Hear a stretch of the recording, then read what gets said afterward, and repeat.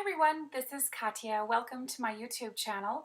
Today I wanted to show you how I made these beautiful cards using Hero Art's stamp set called Year-Round Sentiments. And I used a stamp positioner to position all of these hearts in a certain pattern so that they are concentric to each other. They go up and down vertically and horizontally. So there's a look at the stamp set there. And here I am showing you specifically which three hearts I'm going to be using. There's actually four in this set, but I'm only going to be using the three because the larger one is a little bit too large for the project that I'm trying to accomplish today. So those are the three that I'm going to be using.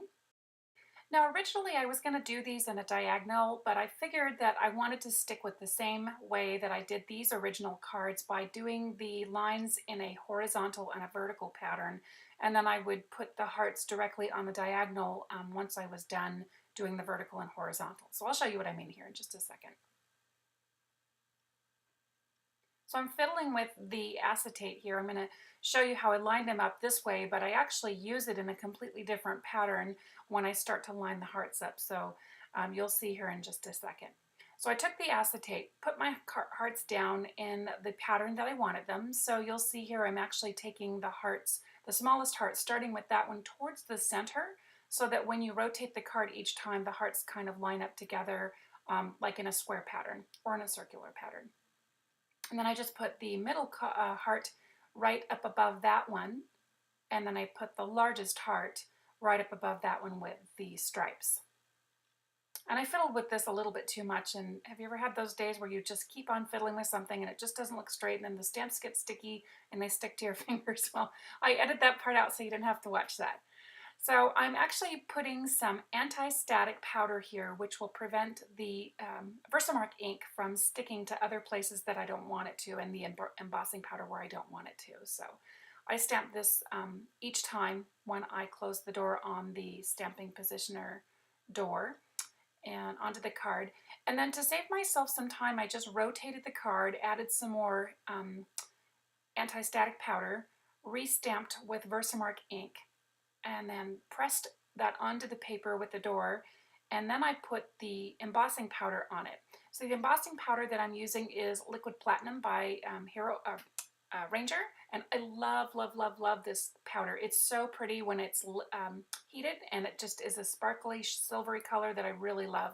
And I thought it would be nice to be able to have that embossing powder so that when you go to color the hearts, your ink stays inside, because I actually used Spectrum Noir markers. That's really hard to say, by the way. So once I had the embossing powder for the vertical hearts that I did in a two-step process to save myself some time, I was working on 4 cards, I just embossed the Liquid Platinum embossing powder onto the card, and that's always a magical thing for most card makers, is to see that powder melt. And you can see how beautiful that shimmer is with the particular embossing powder. So now that I have everything in a vertical row, I'm going to leave the stamp press just like it is and put the cards back on. But this time I'm going to take that acetate right back on, put it back in place, right? You see I'm doing that right here. And I'm going to take those hearts and I'm going to align them now towards the right side of the card. And then I'll be flipping the card over so that it will automatically stamp in the exact same place on the left side of the card. So to kind of mix it up a little bit, instead of having all the exact same hearts in the exact same location like they were vertically, I decided to put the largest heart right smack dab in the middle of those 2 hearts. And then I just pressed the door close and pulled the acetate off, and I started stamping every one of those hearts too in the same method, just using the embossing powder anti-static tool and then Versamark, and then pressing the door closed on that card, making sure it's tucked in the corner so I get the perfect placement each time, and then pressed it down. And then again, I saved myself some time too by doing the exact same process by flipping the card over, stamping it with the Versamark ink, and then embossing it at the very end. So it's a nice way to save yourself time if you do everything in an assembly line fashion.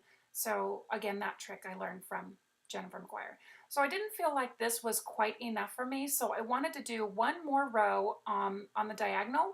So again, I just put that back right in place in my stamp positioner, and I put the acetate back on, and now I'm going to take and put everything on those diagonal lines, but I don't think I'm going to be putting as many hearts there. And I am actually going to put some sequins in between them. So I didn't do the exact same thing with the hearts. I basically just put a couple of them in there. So I was still thinking about the placement of the hearts and deciding what I wanted, because I didn't want the card to look too busy, but I loved the splash of color and how your eye just travels around in a circle. So this time I'm just using the medium heart and the smaller heart. So again, when I had the assembly line going and I had everything done, you can see now that I did all 4 sides and I embossed everything and watched everything just kind of come to life. And just to kind of, you know, mix it up here and make it look really fun, again, like I told you, I tried to put some sequins in between some of those hearts to kind of dress it up and make your eye rotate in a circle so that it's more pleasing to the eye. So I'm just finishing up all of the embossing here. And this is like my favorite part. I just love watching the embossing powder melt and just turn your paper into something just incredibly beautiful. Okay, so because I know that a lot of people do not love watching other people color, I mean, I know I really love watching people who are super great experts when it comes to coloring with alcohol markers. I'm not one of those persons that has a lot of patience unless I'm actually learning a coloring technique. So I am only showing you just a tiny bit of this. So on this particular card, I'm using red, and then I just finished the whole coloring and I just used 2 colors to shade. And I'm going to be using glossy accents here to adhere the sequins that I have selected. And I don't have any like pretty pink posh sequins like most people do, so I'm going to have to increase my collection of sequins, but I don't want to go overboard because there's only so much space in my craft room. I have a love-hate relationship with glossy accents. I have tried those skinny tubes to try to get that glossy accents not to stick, so I really struggled with this, and I wound up taking that whole lid off and putting a little bit of a glob of it right onto that paper because I was going to toss that anyway, and then I just used it to adhere my little sequins down. So here I'm positioning everything down. And of course this is a painstaking process too, so I sped up the video so you wouldn't have to be bored, but here's the final project right here.